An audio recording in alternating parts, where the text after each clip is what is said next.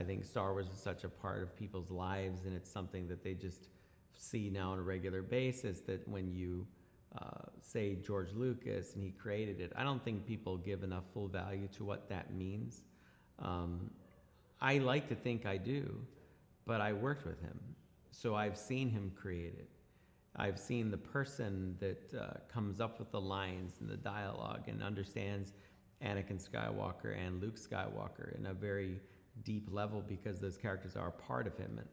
And for my part, joining Lucasfilm, I always respected that. I never felt that Star Wars was something that was mine. I felt privileged to be a part of telling the story. I felt grateful that I got to do it with George. The Mandalorian, it's interesting. I mean, we all know the helmet, but the helmet is Boba Fett. And that was a big challenge in the beginning of this. And John and I went round and round like, well, how do we tell the story? And it's not Boba Fett, or is it Boba Fett? And we would talk about that. And, but a helmet at the end of the day is a helmet. And I've shown that helmet quite a bit on Rebels and Clone Wars. And so there are fans that get the language of it, that it's, a tool, it's a piece of equipment. But to the average person, if you show them that helmet, if they say anything, they'll say it's Boba Fett. So we immediately started to draw visual, differences between the two characters. Our character is much more bulked up than Boba ever was. His armor is actually quite different if you look at it. His helmet's actually different, little different traits to it.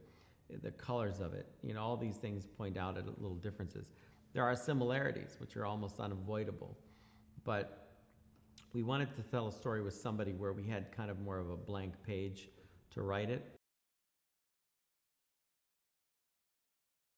Yeah, it's amazing. It's really, for me, I felt with the pilot, my job was to show this guy as he is, as he has been, a hardened kind of weather-beaten person that, has been through things we can't imagine and is just doing a job. And his job is hunting down beings and turning them in.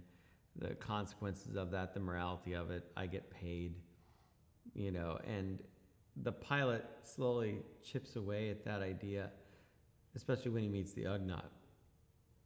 And this little, being is suddenly helping him and then challenging him.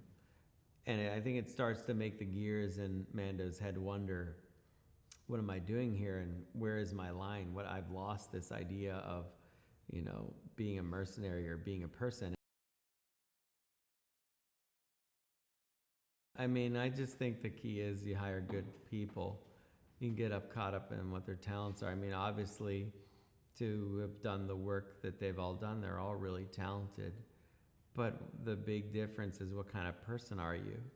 And they're all just really wonderful people that are easy to get along with, easy to work with. We all get in a room, and I think because this is so new to many of us, that we all kind of get together on it, and it becomes a real team thing.